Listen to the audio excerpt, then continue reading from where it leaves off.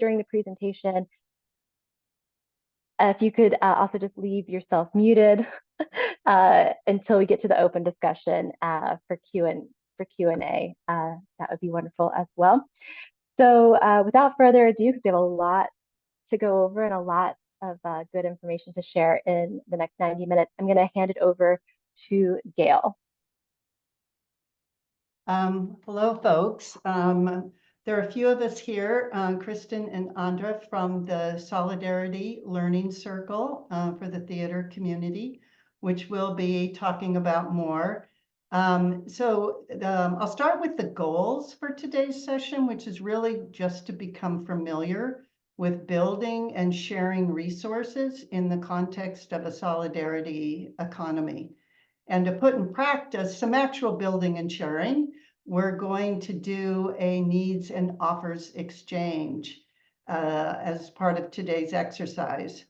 I'd just like to say, I want to emphasize that those of us from the Learning Circle, we are not experts on the solidarity economy or even exchanges, but we are excited to be here today to share with you some of the learnings that we've had through discussions in our learning circles, and then also share what we've done around exchanges. So we've held several exchanges, and so we're just sharing with you all today what we've done.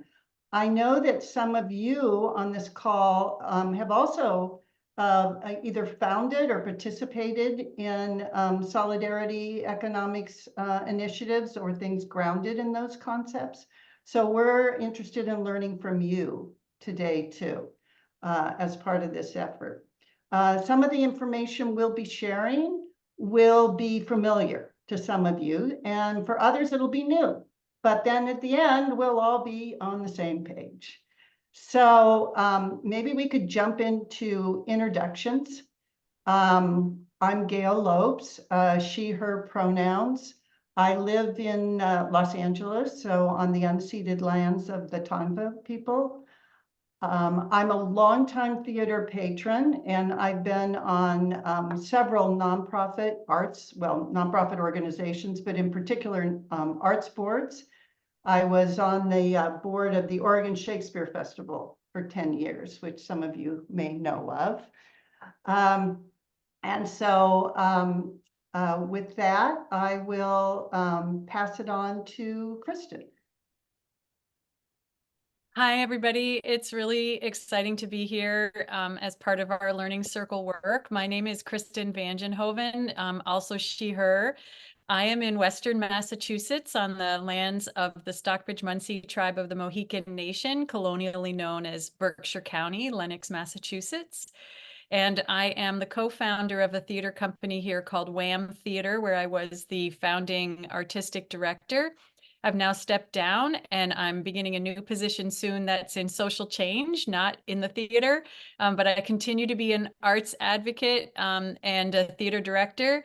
And I look forward as well to learning from all of you as well. And Alexandra Andra is our third presenter this evening. Hi, thank you so much. I'm Andra Herbold. I am based in Salt Lake City, which is the traditional ancestral homeland of the Ute, Paiute, Goshute, and Shoshone people. I'm the co-artistic director of Flying Bobcat Theatrical Laboratory, and I'm actually an assistant professor at the Department of Theater at the University of Utah. And I'm so grateful to be a part of the learning group and to be here tonight with you. What's best in terms of going forward with introductions, since our numbers are low? Gail, would you like me to pass the baton, or what's best? Yes, I think that would be great. I think we could go ahead and take some time here and give each of our voices some exercise too. That'd be lovely. May I hand the baton to Nikki? Hi, my name is Nikki Bertzilo. My pronouns are she, her, hers. I'm on the unceded territory of the Lenape people, also known as Southwest Philadelphia, and I'm super excited to be here. I'm going to pass it over to Cole.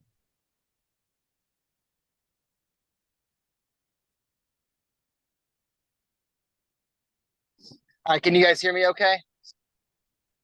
Yes. My name's Cole. I use he, him pronouns. Um, I'm a good friend of Jens. He was also my teacher years ago. I'm a college student studying theater performance studies at Kennesaw State University. I am also launching a research project on abuse in the acting classroom. And I am really excited to be here today. All right, and I will pass it to Eden. I'm actually Eden's mom. That's a terrible thing, but I'm Kat, and Eden is my tech person that you'll see moving around, unfortunately, for me. My name is Kat Mew. I am a writer with Atlanta Reclamation Studios, and I'm a script supervisor for Creative Conspiracy Productions. And I am in Atlanta, and Cole used to teach for a while, was the guest artist in residence at KSU. So that's exciting. And I am right down the street from the first settlement in Atlanta, which was the Creek people, which was Peachtree Creek. So very close to their unceded land. Alana, would you like to go next? Sure. Hi, it's Elena, actually. I'm Elena. Elena Rader. Nice to meet everyone. Thank you for having me. I am on the unceded land of the Lenape people in Brooklyn, New York. I'm an actor, playwright, director, currently in grad school for directing. And yeah, just excited to be here and learn. I use she, her pronouns. Who else hasn't gone yet? Maria, did you go? Red? I yes, think we I'm have there. Red. Hi, everyone. I'll be off camera because I'll be popping back and forth from making dinner. But I'm Rad Pereira. I use they, them pronouns. I'm based between Lenape-Hoking and the Haudenosaunee territory. I'm a cultural worker building consciousness between healing justice, system change, re-indigenization, and queer futures. And that takes form through theater, TV and film and performance and rematriation land work. And I've worked before with art.coop that works specifically in bringing solidarity economy to artists. So I'm really excited to be here in this space that's specifically for bringing solidarity economy to theater. So I'm really excited to meet you all, and I'll pop my face in a bit. Great, Rad. Thank you. Excited to hear about more about art.coop as we talk. Jens, maybe you could go next, and then we'll ask Larissa, who I see has joined. Yeah, Jens Rasmussen, he, they, also in Brooklyn, the Lenape lands, and excited to be gathering like this. And then Larissa, you'll see we are doing introductions, and if you'd like to introduce yourself, that's great. Hi, yes, and I apologize for jumping on late. I'm Larissa, she, her. I am here in southern New Mexico, which is Piro, Manso, Tiwa, and Apache land. And I am a theater director and just excited to be here and learn some things and talk today. So thank you. Great, thank you. Just a few other matters. I hope people will feel free to use the chat that we have going today to any questions that you have that come up. A number of us will try to be monitoring the chat for questions. Also, if you have just comments you'd like to make as we're going along, if you have examples of initiatives that you've worked with that you want to put in the chat with links, that'd be great. So we will save the chat at the end, and that will be part of what we will send to you after today's workshop, along with the slides that you're going to see in the presentation, and then finally the exchange results. So you'll get some materials from us. I think that is it for our introductions. And I am going to start sharing my screen here. And we'll just see if we can pop into, let's see, well, can everyone see that? Is that good for folks? Yes. Andra, I'm going to turn it over to you, and just let me know when you want me to go to each slide with a next. Great, thank you. Just to begin, I'll be reading a lot from the slides. If you, just to echo Gail, if there are any questions or plussings you want to do, please holler at me. So our call tonight is focusing on resource building in a solidarity economy, the needs and offers exchange with the Bechtel project. And I'm going to go on to the next slide, which is expressing our gratitude. This workshop builds on the collaborative efforts and learnings of many individuals and groups. Our special thanks to Sima Sueko and the Solidarity Economy Learning Circles for the theater community that she's organized on behalf of Gail, Kristen, and myself. Going to the next slide, just looking over our agenda and hopes and plan for tonight. Looking at a definition of solidarity economics, for those of you who are less familiar, talking about how we shift our mindset to actually using the solidarity economics as our frame of reference and our way of approaching. We'll go over examples of solidarity initiatives and then go through a needs and offers exchange, assessing and discussion of what we find through that exchange. And then finally, we'll share resources to support this process and ongoing learning. On the next slide, to help ground and root our offers and needs exchange, we wanted to just share a few definitions of solidarity economy, and this is from the New Economy Coalition. And you'll note the book that's cited at the bottom, Solidarity Economics by Chris Benner and Manuel Pasteur. The solidarity economy is a global movement to build a just and sustainable economy where we prioritize people and the planet over endless profit and growth. Growing out of social movements in Latin America and the global South, the solidarity economy provides real alternatives to capitalism, where communities govern themselves through participatory democracy, cooperative and public ownership, and a culture of solidarity and a respect for the earth. A solidarity economy ecosystem is an environment where all of the things a community needs are controlled and governed by everyday people. It's not the economy, it's our economy.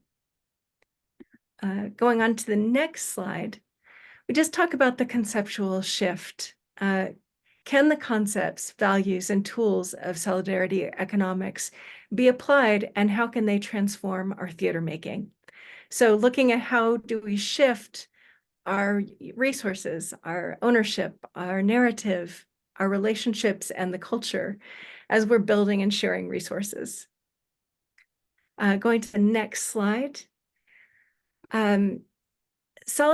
Solidarity economics principles offer innovative solutions to addressing individual artist needs through both collaboration and peer-to-peer support.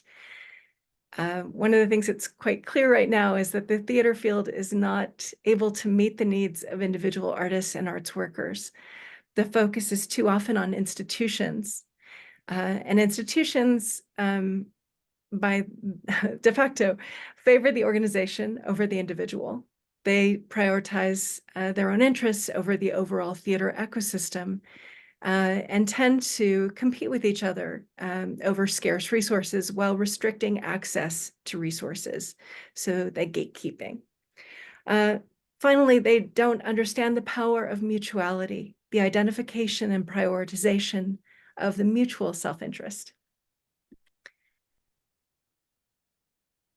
Our learning circle journey. So the Solidarity Economy Learning Circles for the theater community Our goal is to apply the principles of solidarity economics to shift our thinking and transform the theater sector. The process that's led to this, thanks to the TCG Alan Schneider Director Award presented to SEMA, Learning Circles launched in the fall of 2022. Participants determined the materials they'd like to exchange and then discuss the materials and learn from one another. We created a Dropbox and shared resources. The discussion topics that arose in these conversations were about defining solidarity economics, the artist cooperatives, time banks, alternative currency exchanges, communities of self-interest, envisioning the arts world we want, the idea of commons, purpose-driven leadership and other leadership models, post-carbon arts sector, land backs, reparations, philanthropy, guaranteed basic income, and transforming 501c3 model and boards. Leading to the needs and offers exchanges, a deep dive into exchanges and ongoing experimentation. And Gail has placed SEMA's contact information and website at the bottom of the screen, the slide, and we'll make sure that you have access to that. Drop that in the chat, and I'll hand the baton on. So we just want to, before we're going to have a discussion and be able to learn from you and chat together prior to the needs and offers exchange, we wanted to just share some examples of various things, and we heard about one of them from one of you who's actually worked with Arts.coop, of things that we've been finding over the last kind of 18 months or so as we've been having our learning circles that have met periodically. So you can see that these are some examples of solidarity in the arts, workers' ensembles, cultural hubs, mutual aid, pantry, food pantries, marketplaces. Many of you are probably familiar with Theater Commons, and they had an initiative a while back that they were trying to work for, which was called Culture Coin, which was one of the things that launched some of our thinking into how we could take our frustration at the theater field's inability to have a sustainable life for artists, and is there a way we could transform that? So if we could go to the next slide. We were really interested in the time banking. There's some great videos that I imagine some of you have already seen, but there's a lot of stuff in the Dropbox when you do get the slideshow. If you're interested, there's so many resources that we've been crowdsourcing around ways that this has worked both in the States and around the world. Some really interesting examples of how that has worked. Some really interesting examples around community fridges and gardens and farms. Which I think there's somebody here, right? Who is there someone who's from the North Brooklyn Mutual Aid who's been doing some really awesome work about stuff like that? So there's lots of things that have been happening for decades, which is no surprise, that we think the theater community could do a much better job of trying to integrate into the work that we are doing. And we're trying to bring all that information together so that slowly but surely we can bring it to more of the mainstream theater. It's obviously not the grassroots theater organizations that we need to worry about. They've been doing this stuff forever. But it's the more mainstream theaters that seem unable to or unwilling to implement and try some of these examples. So we'll go to the next slide. So this is a more expansive look at a solidarity economy framework that we think theaters could use, and we've been starting to share some examples with each other of and we would love to hear some examples from all of you of how we think that theaters could look at this and think about each area and try to figure out what is the low-hanging fruit. Like, for example, are they with the credit union? If not, can they go to a credit union?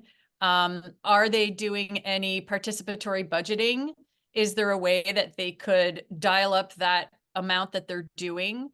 Are they looking at having any sort of resident-owned communities to help with the housing crisis that we're seeing in the theater industry right now? Is there some creative problem solving that can happen around resident-owned communities that could be part of that solution? Is there a way to look at time banking and use that more effectively, not just in areas like volunteers, but honestly also in areas for work exchange, and looking at different ways? We're all looking at pay equity initiatives. We're all trying to figure out how to ensure equitable compensation. Is there a way that we could use something like that to our benefit, and help with that? We're seeing examples of that in other sectors, but not in the theater. And then, yeah, so really looking at understanding time banks and thinking about, is that an alternative currency or an exchange system where we could use that unit of account of the person hour or some other account? You could have like person A does something for person B, but then person C does something for person A. So it doesn't have to be like one-to-one. There could be a triangulated way that it could work. We have challenged ourselves not to go into the white supremacy culture characteristic of like going into the weeds and creating a whole spreadsheet and system of how like the one-on-one could work. And we've just challenged ourselves to let it holistically happen and see how it could trickle down into needs and offers. So we'll get to experiment with that ourselves. So yes, in general, 1 hour equals 1 service credit. One person volunteers to work for an hour for another person. So they're credited with an hour, which they can redeem for an hour of service from another person. And for example, one example we heard of in, I believe it was Switzerland, is if you were a young person, you could time bank some of your time. Some of you may have heard of this initiative by helping senior citizens. And as you banked your time, it helped you when you became a senior citizen. If you reached that age, you would have gathered credits as a 20, 30, 40 teen, I think, that would help you get help. And you could gather enough credits that all of your all the social help you need could be covered by the time you made it to that age. So that was a really interesting initiative where we looked at that. So moving on to the next slide, and we're almost at a discussion time. So hopefully you're gathering some questions of genuine curiosity that we can tackle, or some examples that you might want to offer into the space. The picture in the middle is from when Sima Sueko was directing in 2022 at Mixed Blood. She actually created a community pantry for the artists that people could bring stuff and they could then leave stuff. So she put stuff that said, gather some provisions, put them on the table, and she put up a sign that said, take what you need, leave what you can. And we all, for those of us who have worked around the country, you show up at your housing. Some of them have olive oil and salt and pepper, and there's some weird array of leftover spices and stuff, and some have nothing. And everyone's trying to, you don't want to have to go out and buy your whole array of spices to be able to cook the food that you like in your out-of-town housing. So this is a really cool, easy, simple way with the community that you have. You just create a community pantry in the rehearsal room or somewhere in the theater, and folks who are annual staff can bring things, and it's a way of trying to help out and make it both community oriented and potentially more affordable for the artists that are showing up from out of town to get what they need without having to go out and spend all this money on it.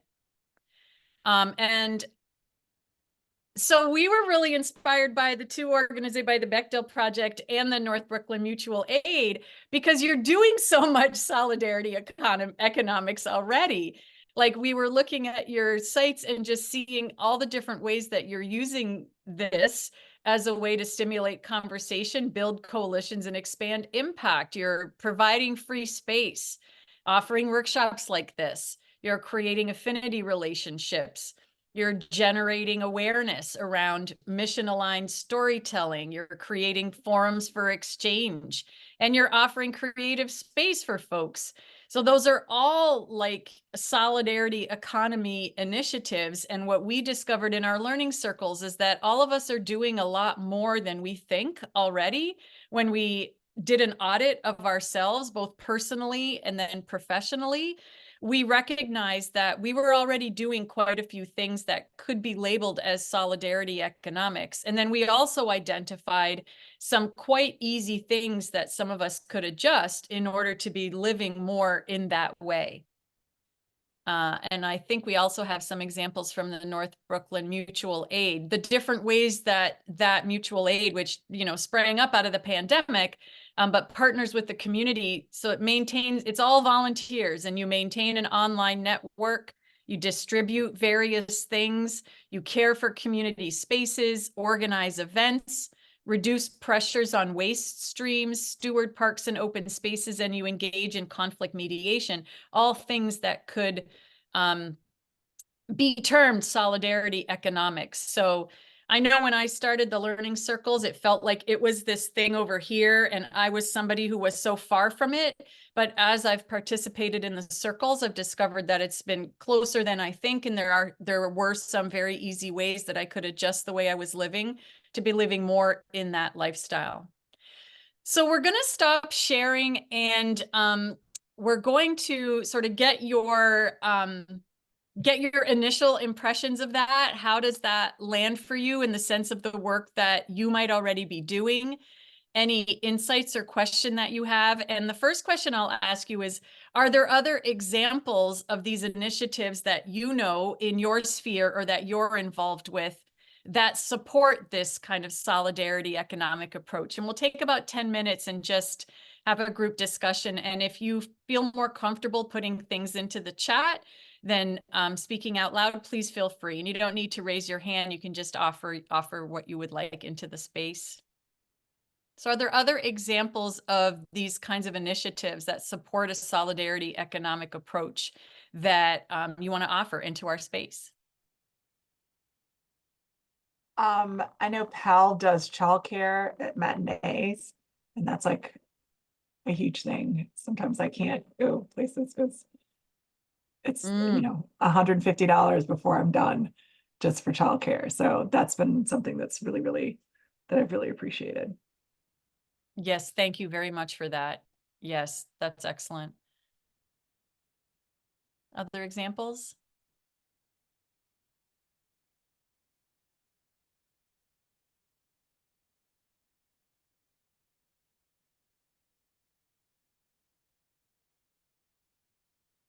I know with the Department of Theater, we've been experimenting with a community cupboard because so many of the students are having to work in addition to rehearsals and things like that, and faculty and staff. So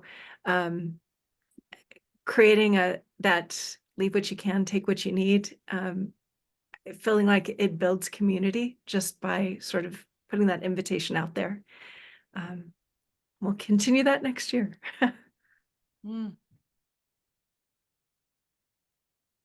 In Atlanta, we have parents, artists, sort of parents Facebook group. And what we do is put up, like, if you're switching clothing sizes for a child and there's no one who's younger, you say, I have this, and just come pick it up or we'll meet. And so we swap that way. That sort of inspired a clothing swap that we all do as the grown-ups too.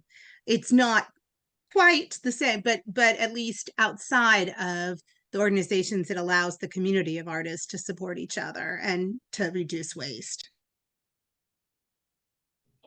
I wanted to just throw in real fast that I think that's a good example, Kat. Something that stands out to me when I was thinking about this meeting and this group and brainstorming with Gail was that I feel like oftentimes in the theater community, when we think about solidarity economy and what we can offer and what we need, we get kind of really stuck in like just thinking about the four walls of the theater that we're in or the big institutions, and we forget sometimes the very human needs that we have, such as the food pantries or the clothing or the things that we just need every day to keep our business of our bodies running. and how necessary those are to create in these solidarity economy models as well. So I think it's just as valid as, you know, saying this is a one-to-one like community space share, or like, you know, you can get, you know, yeah, something like that for free. I think it's very valid to figure out ways to meet these basic needs as artists too. I've seen theaters give an option that you can buy an extra ticket and donate it to someone in need, which I think is really nice. That way that person doesn't necessarily have to ask for it. It's already there.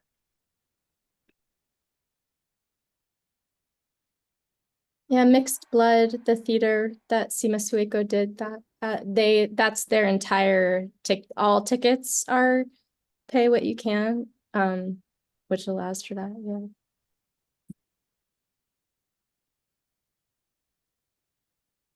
And I'm curious, like, how some of what we've talked about resonates with what you might be doing at your organizations or in your lives, and how you think these larger institutions that might be like, we can't do any of that, you know, because they're so stuck in their systems. What do you think are ways that actually they could? So when you think about the different possibilities of it, what are things that you think, oh, I could do that, or the organization that I'm with could do that, or I think larger budget theaters could do this?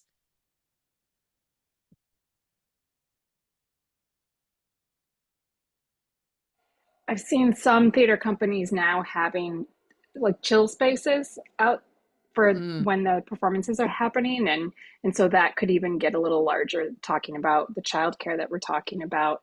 If there is a show that maybe isn't child appropriate, that there could be those options as well. And that would be more for theater goers, but then thinking about next level with the artists themselves, there's so much more there too. And then a lot of artists, I also do a lot of work in pay equity, and a lot of artists are saying like they can't even afford to go see the shows at the theaters that are in their towns. So could they time bank time by going to the chill space, you know, being one of the folks that's watching the children, or elderly caregiver or pet caregiver, you know, it's like, could they time bank, go do that for an hour or two, and then be able to go see the show? Like, is there a way that that would become part of the economy of the theater, so that they're providing the childcare to their patron, but they're also providing tickets to their artists, especially the local artists?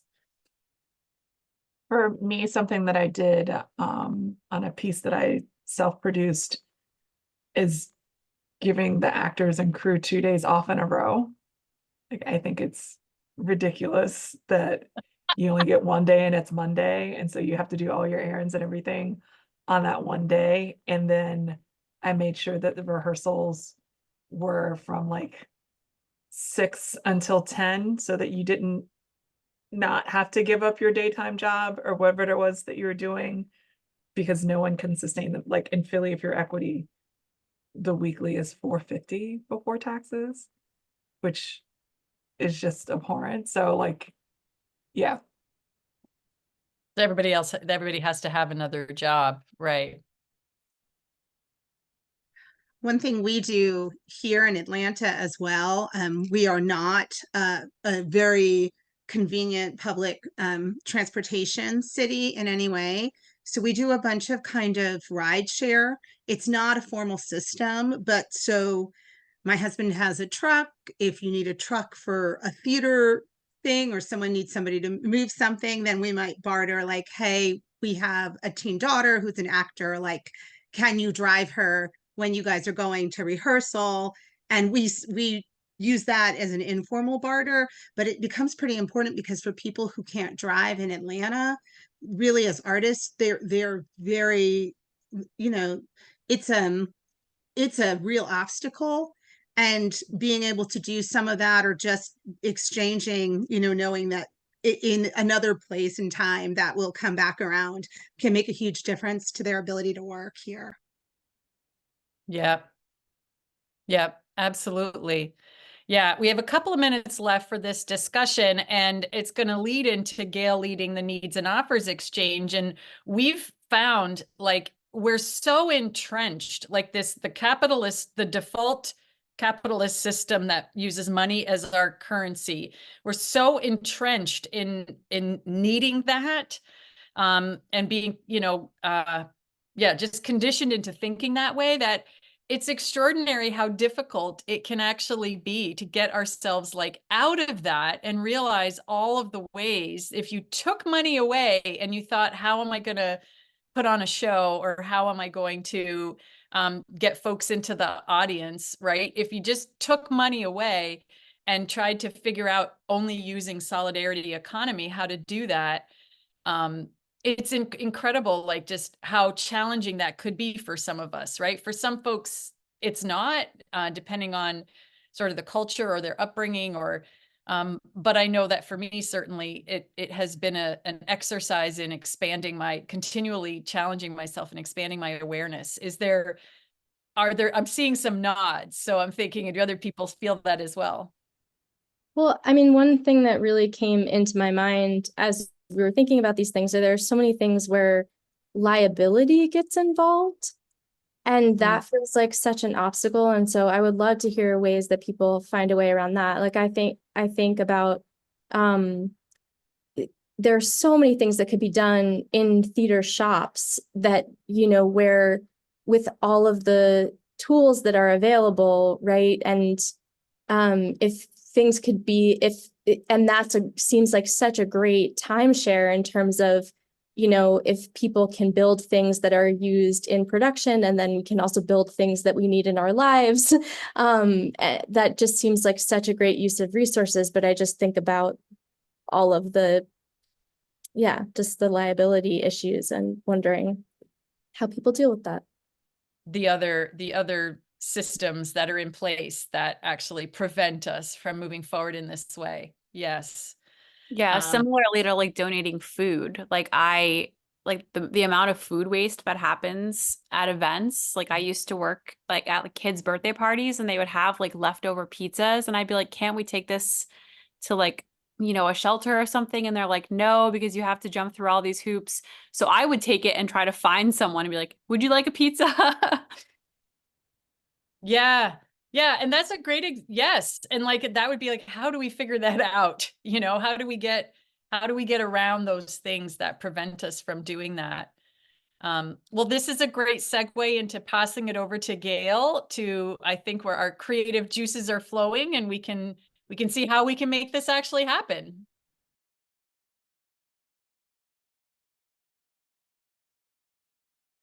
Gail, we can't hear you. Sorry. I was muted. Sorry about that. So let me go back into can you all see that? We'll continue on here. Okay, we're here for the main event. We are going to have a needs and offers exchange. And basically, this is, as we've talked about, exchanges are an entity that operates outside the currency of the dollar, but with the currency of time, knowledge, and shared resources. So we're not asking people to do things for free. No, you're not going to be paid in currency, but in reciprocity. And so when normally people participate in exchanges, they are both offering services and resources and expressing where their needs are, so that reciprocity exists. Today, participation in the exchange is obviously optional. If you don't want to participate, you don't have to, but I hope you all will. These were just some examples of things that we did in our learning circles. You can see this: script readings, copy editing. We had some counseling on consensus organizing in the theater context, advice on boards and governance. We even had one person was running a marathon, and they got connected to someone who could give them just some really practical tips. So you can see it's both personal and professional what we can do today. So we're going to start with thinking about what you need, or what you'd like to request. And this can be personal, it can be professional. And so as you're thinking about things like, well, what's on your calendar? What's coming up? You know, oh, I need some help with some coaching on an upcoming presentation. Or maybe you need physical help, like I need headshots. Or you could use someone's expertise. I'm going to share a link in the chat in a moment. And it's a form, and we're going to ask you to fill in, whoops, come back here. We're going to ask you to fill in some items, and then it's going to populate a spreadsheet that'll look like this. So we're going to ask you to describe your need, and then the timing, you know, I need it now or by a certain date or any time. The needs location, is it virtual? Can we do it online, or does it have to be, my dog has to be walked in San Diego? And then it can also be a series of things. So like if it's something that's recurring, like I need a weekly dog walking, or I just need, you know, some help with maybe, it was mentioned, child transportation on a certain day. The form also asks for your email address. So that address will be shared with all of us here on the call, as well as other people that registered who, to the extent that they're looking at this video and seeing the exchange. So that's optional. If you don't want to share an email, that's fine. We'll find other ways to exchange information. And then just the response date. The form allows you to submit multiple needs, but the first pass through is going to be need number one, and then you can add another one. So you answer all the questions for the first need, then the second need. We'll just do one today or two, if you want to just do a couple. Also, just to let you know, we are going to keep these forms open for about 24 hours afterwards, so that if you think of other things, inspired by what you see other people doing, the forms will be open and you can go back in and submit some more offers or some more needs. So are there any questions about that?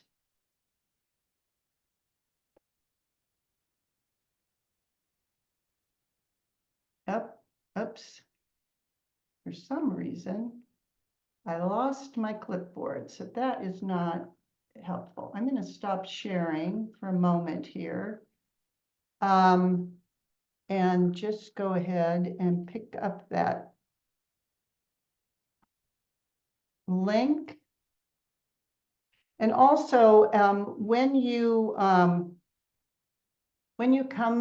done with your form, you'll just want to come back to the Zoom window. So just remember that you're going to need to do that to get back to us.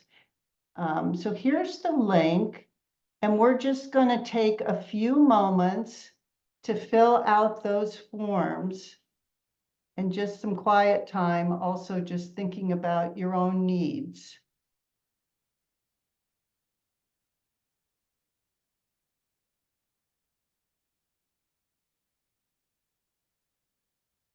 And by the way, welcome to Becca. I see that Becca joined us, so happy to have you here, Becca. Oh, thank you. Sorry, I was a little bit late. I thought I could tune in from my phone, and that just didn't happen.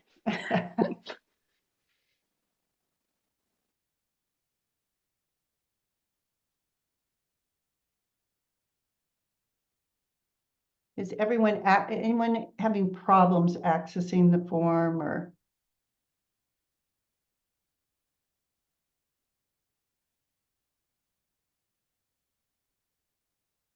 And yes, everyone can participate. So Andra, Kristen, anyone wants to put in some needs.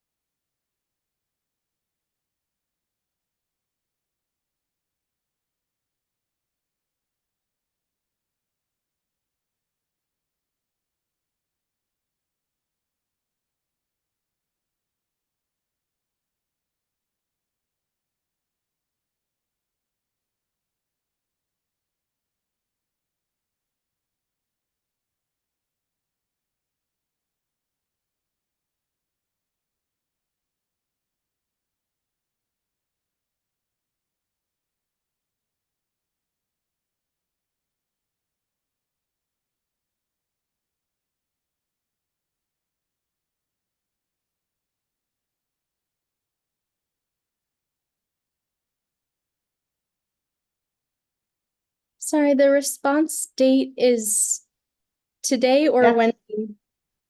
That's just generated automatically. Thanks for Oh. asking that. So that if just when we look at the form a month from now, we'll know, oh, yeah, that person wanted it right now. That was back in May. I'm not sure they still need it. That kind of thing. It's just a reference date. Got it. Thank you.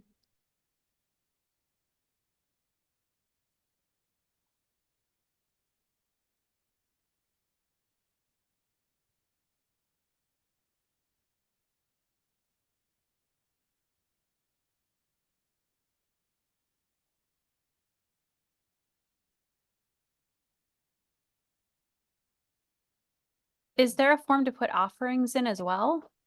That's going to be next. Oh, okay. Thank you.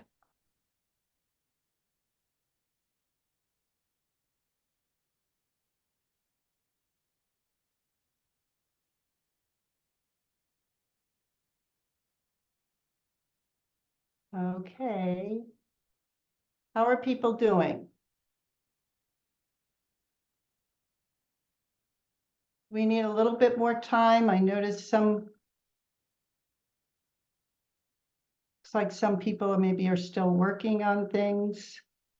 I have to admit, the only thing that I'm like completely obsessed and focused on is childcare, and that's not something I feel comfortable crowdsourcing. Yes. Yeah. Believe me, I hear you. I'm doing childcare for my daughter who's a theater director, so I absolutely hear you. Okay, well, do we see anybody need any more time? I think we're good. Okay, so we're gonna put aside for a moment our needs hat. And I'm gonna go back to our slideshow and we will talk a little bit about offers. So see if we can bring that up. So now we can think about what you can offer. Again, look at your own life experiences. Oh, I founded a theater company. I could talk about that. Or I know how to build a social media presence. If you do, you are the most valuable person on the call. Let's just name that. Although that's not fair because this isn't about value, 1 hour of social media is the same as 1 hour of walking the dog in terms of how we value things. What could you share? And also, if you can speak on behalf of your organization, for instance, free space at my organization, then that would be great too. So again, it's going to look very similar.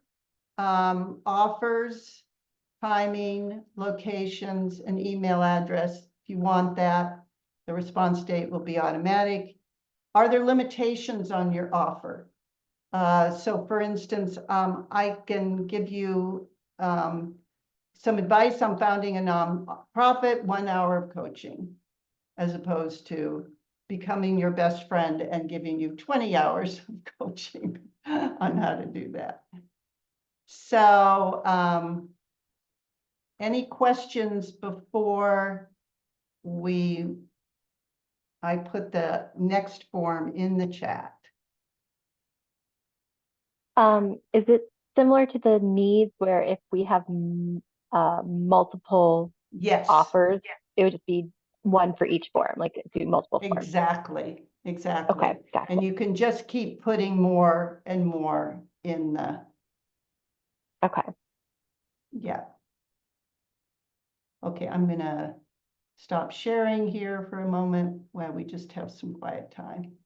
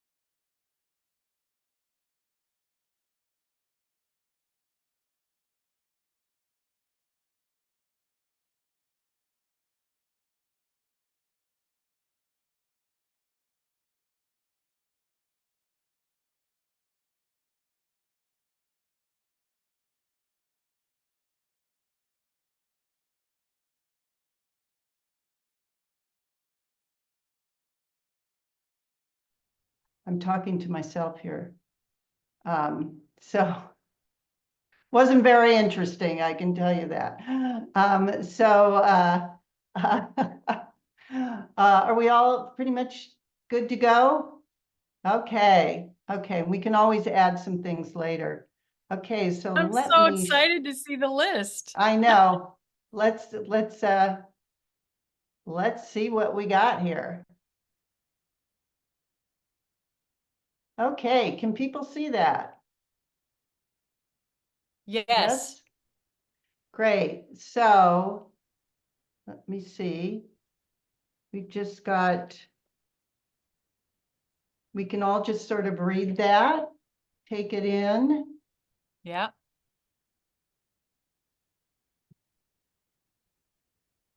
Here, Elena, I'm just gonna open that a little bit so we can see.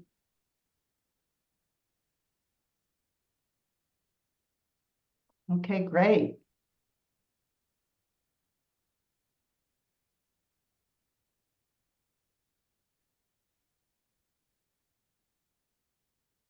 By the way, these forms were built in Airtable. So I love Airtable. I'd like to get some coaching on some more advanced functions if anybody's done that. And there it is, the dog sitter.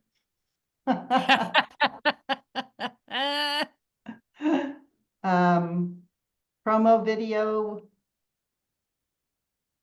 Anyone has tips or advice on how to grow a voiceover side hustle?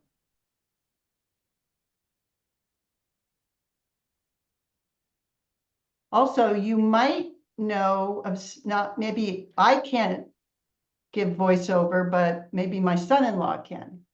And so I'm going to check with him, Kristen. So, the one-to-many can also, you can find it out in your network too, if you know people that would really be interested in helping. So we can see, oh God, Excel formulas. Yes, yes. And rehearsal space. Thanks for that.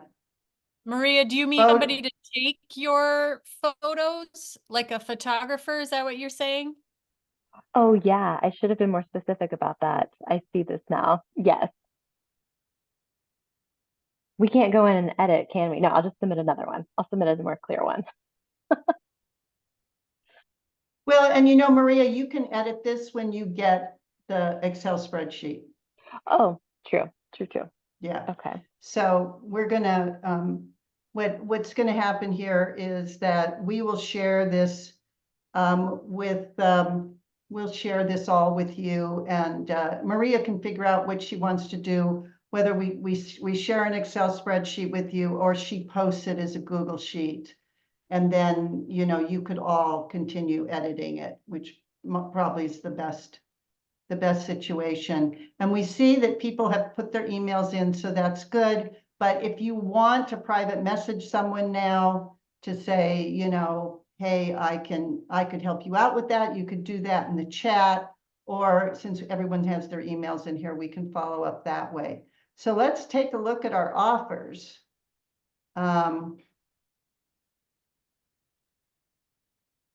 People can read down this.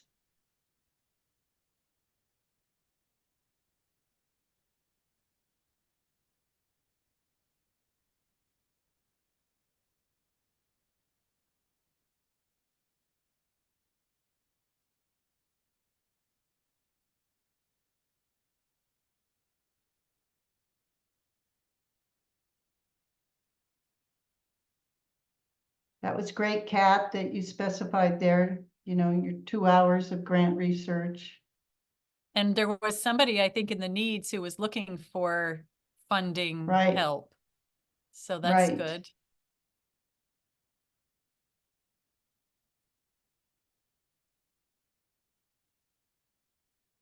Oh, Jens, I want some of those wilderness survival skills. Sourdough bread making.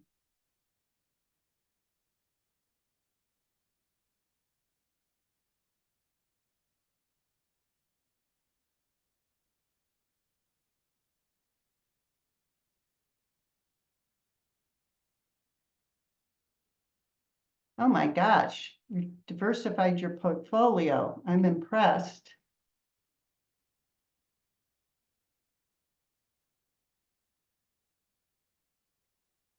Here's some script reading. We had a connection there.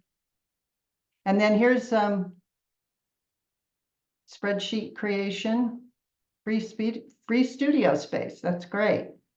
Maybe have some connections there. So what are people sort of thinking as they're looking through these needs and offers? You know, either something specific or just about the experience in general.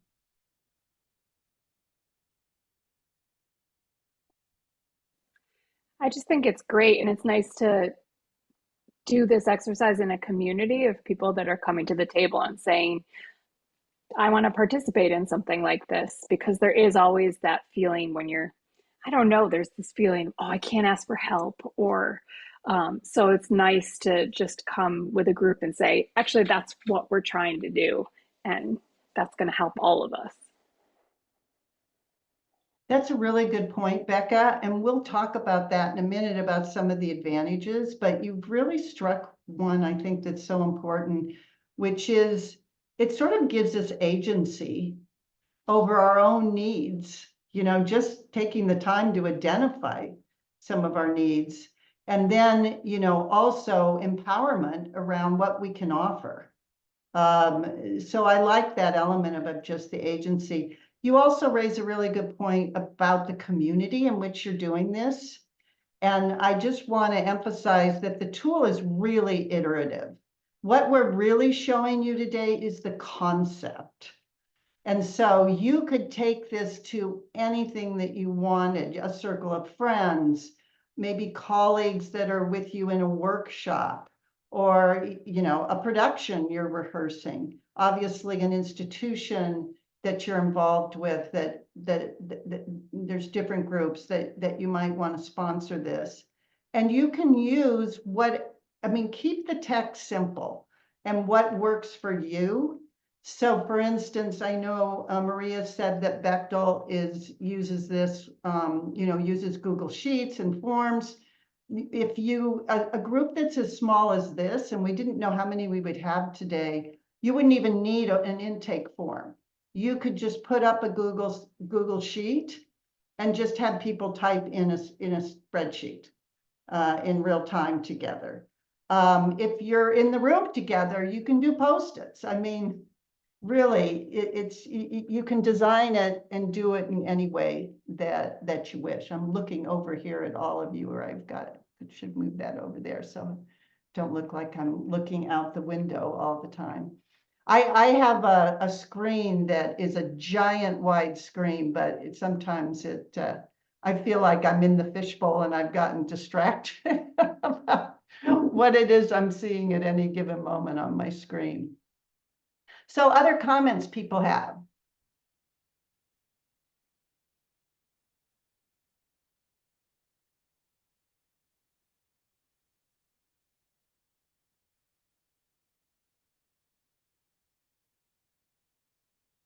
I know we'll talk more about this, but I'm always struck by how many resources we actually do have that are not monetary currency. And this just brings it to the fore every time I see it, where I'm like, oh yeah, I can totally offer that. And yeah, to be able to ask for help from a community. And I often feel overwhelmed by the things that I'd like to learn, but that I don't have the money to go out and like make it happen. So then doing something like this, I think, oh, I can actually learn about wilderness survival skills without having to spend money that I don't have on doing that. And so it always makes me feel like things are more possible and there aren't so many barriers around getting the things that I need or want, honestly. Yeah, it feels vulnerable to ask for help, but I feel like ultimately it's a really good community builder. And I think that when you're asking for help at the same time as you're offering help, that it also sort of equalizes the, the needs and the offers. For me, it makes me feel less vulnerable.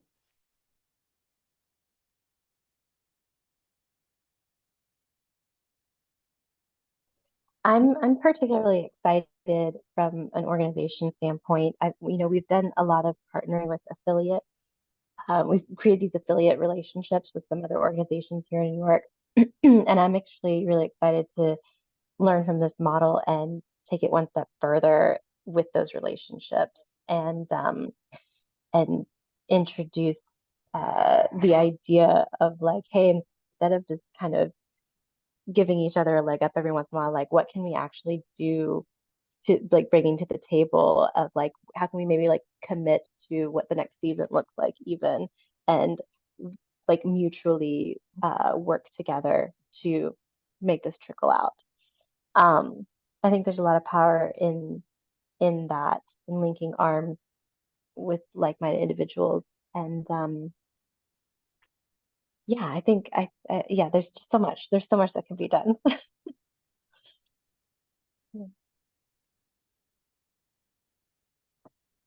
I didn't put it in there, but this is something that like keeps bouncing around in my head. Like I would offer to be like, you can call me and just like leave me a voicemail if you need like a pep talk. Or like I can, because someday, there are just those days that you're just like, I don't want to tell my friends who have no idea how hard it is to like constantly get a rejection or to have to juggle all these things. But it would be really nice to just be like, I had a shitty day. And it would be nice to like, and I'm not saying like dump my shitty day on you, but just be like, oh, it's nice. Like, oh, I had a shitty day too. Okay, let's go for a walk on my phone. Like, you don't have to say anything. It's just like to know that there's like someone else on the other side that knows exactly what you're going to.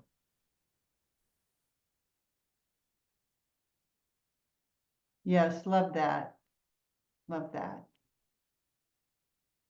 And to Maria's point too, that Nikki, this is an opportunity to build relationships. I feel like I've really developed some friendships with Kristen and Andra, for instance, through this process. And now I want to see them in person.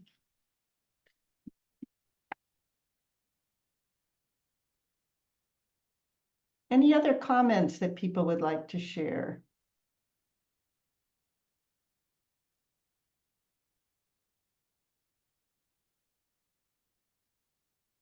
Okay, well, why don't we move on? And as I said, we're going to leave open the forms.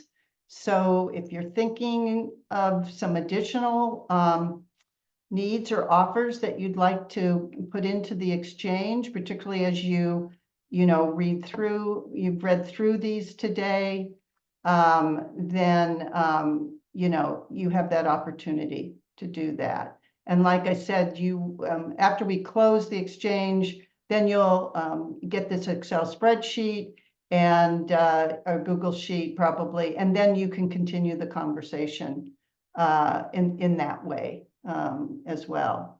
So I'm going to go back to here. We'll go back to our PowerPoint. And I am going to share my screen again, and we will turn it back over to Andra just to talk to us about. Whoops, there we go. Gail's done a really beautiful job of putting this all together in the slide, but just to go over this as a community on this call, the advantages of the needs and offers exchange: increasing available resources by putting into circulation unrecognized, undervalued, and underutilized resources; deepening personal connections; building on our natural instincts to support each other, whether that's reading scripts, providing feedback, helping with self-tapes, etc. Strengthening our individual agency by understanding our own needs and recognizing our own talents, what we offer. Developing models for sharing, which can help mitigate pay inequities and inequitable resource distribution. Improving individuals' mental wellness as basic needs are met. addressing hierarchies by embracing approaches and creating spaces that value participants and contributions equally. Contribute to the sustainability of institutions by identifying resources to support artists, arts workers directly, and building stronger theater communities through the cumulative effects of deeper personal relationships, basic needs being met, greater optimism about sustainability, and acting in solidarity with one another. And Kristen, am I handing it to you? Sure, yeah. We actually heard about Art Co-op from Red before they went off to have dinner. But these are some great, there's some really interesting worker self-directed nonprofits. And I think Bechdel Project is likely one of them. And these are some other resources that we've crowdsourced together that we wanted to share with you. And then I think there's a couple of other slides, Gail.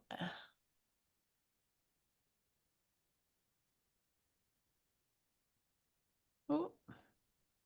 Can you see it for build? So No. beyond study, we have for some reason it's staying on the other resources slide. Well, these are all other resources, but they're different subsets. Oh, I see. I'm sorry. Thank you. Okay, great. Gotcha. So the build slide has a lot of things that are just sort of how-to manuals. If you want to start a community fridge or a time bank or a worker self-directed group. Yes, and then, perfect. And then, you know, just I want to make sure we mention, if you want to join our Solidarity Economy learning circles, you know, this is a link, I think that, yeah, this is to Seema's webpage, and you can just email Seema and she will figure out the best group for you to join. So yeah, we'd love it if any of you on this call would like to join us. And I know that some of you are involved in advocacy at your organizations. There is a new National Worker Cooperative Development and Support Act that's federal legislation, so that might be something that you want to look at as well. And then I'm going to let Kristen close us out with this wonderful we loved just having this as a to move us into our final discussion together. To know that if we wait for the government, it'll be too late. If we act as individuals, it will be too little. But if we act as communities, it might be just enough. And a lot of us talked about like clothing swaps, seed libraries, you know, different things like that to keep us going. So I'd love to just have us all here together as we move to the end. We've shared a little bit about kind of what your thoughts were about the exchange and the solidarity economy. We'd love to just close out by asking what your overall thoughts are. If there's something that was new to you today or that has brought in some new ideas, Maria talked about, is there a way I can take this with those that we collaborate with and do this on a larger scale? Do other folks have some ways that they envision themselves using this going forward?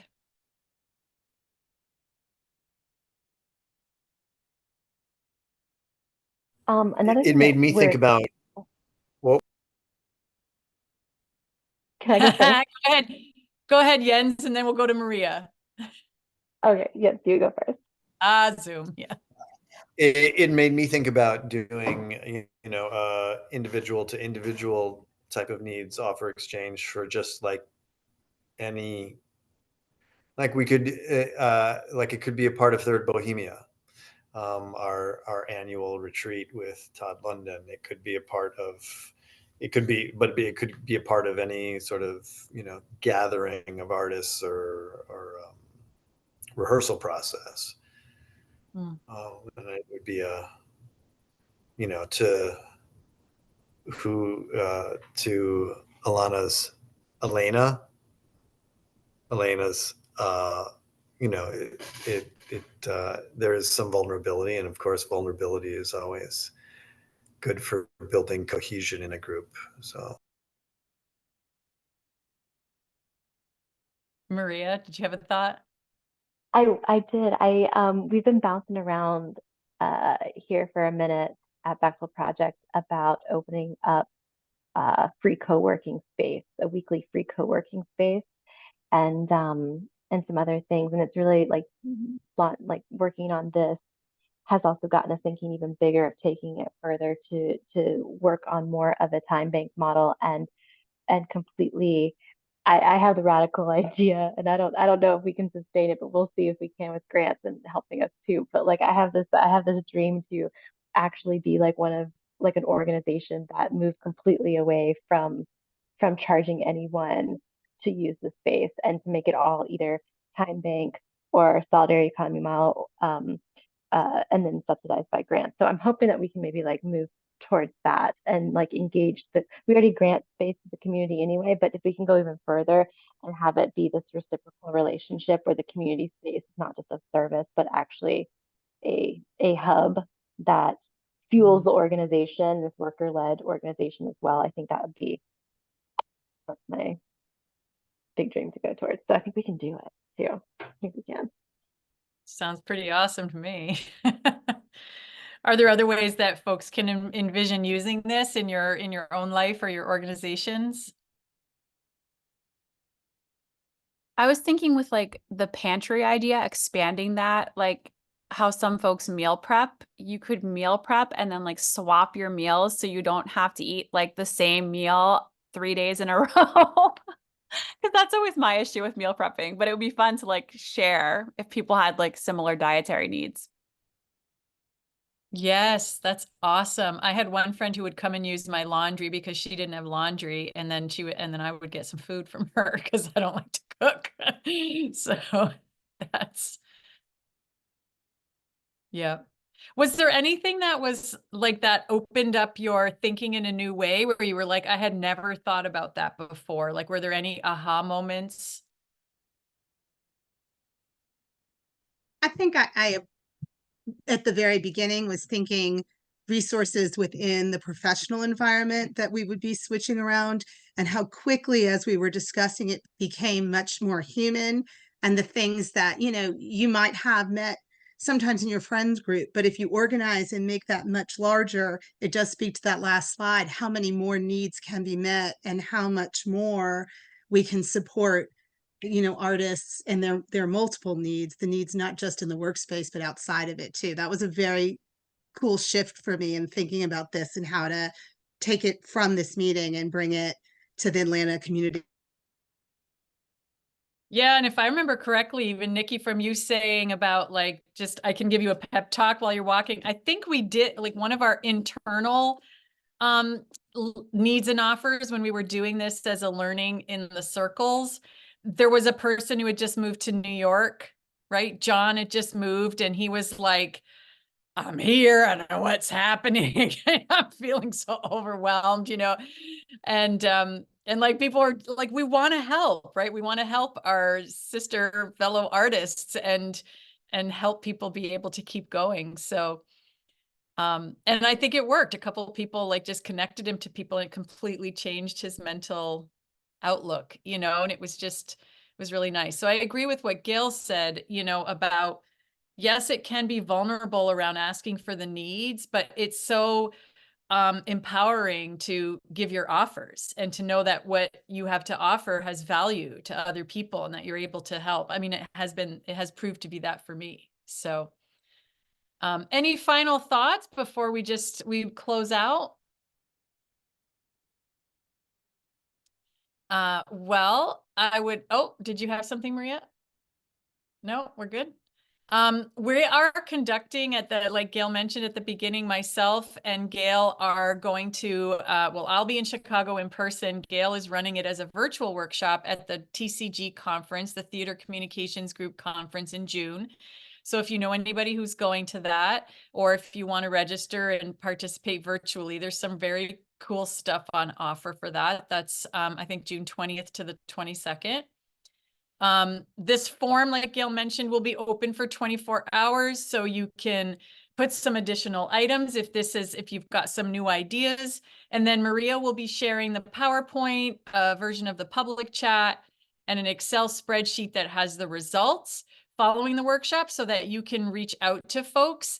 And if I can just offer like a personal learning, that's something that I found personally useful is when you do connect with the other person, that you just lay out kind of what your parameters are around time, or, you know, if this is a one-off thing, or whether, you know, you're open to continuing the conversation or not, just so that you're all kind of working from the same page. And then if you private message somebody, save your own chat. Gail, are we good? I would love if everybody just put one word into the chat. I'm that person. I would love to just have a sense of kind of how this was for you. If you put one word in the chat of how you're leaving this workshop, that would be really lovely. And thank you so much for your engagement and your time. And Gail, if there's anything you'd like to add, I'll pop it over to you. One thing I'd add is the TCG, our exchange is happening on June 20th. And then on the morning of June 22nd, Kristen's doing a session on pay equity, which I'm really interested in attending. It's something a lot of our institutions say, oh, we can't do that. We can't pay better. We can't look at equity. And some of the work Kristen is doing with her colleagues really shows you a path for doing it. So. That's amazing. I just want to say a big thank you from us at Bexel Project for organizing this and coming and sharing the knowledge that y'all have learned and worked on. And I'm really excited. I know there were quite a few people that couldn't join us tonight, but they'll be able to watch the video and still learn the information and see the PowerPoint. And I'm really excited to see how this disseminates and percolates among all of our community. So big thank you. Thank you. Thank you. I hope everybody listening on the recording enjoyed it too. Thanks for tuning in. Really enjoyed meeting all of you, and we've put our emails in the chat if you have questions. Wonderful. Bye, Maria. All right, well, everyone have a great night. All right. Bye. Bye-bye, everyone. Bye. Bye. Thank you. Thank you.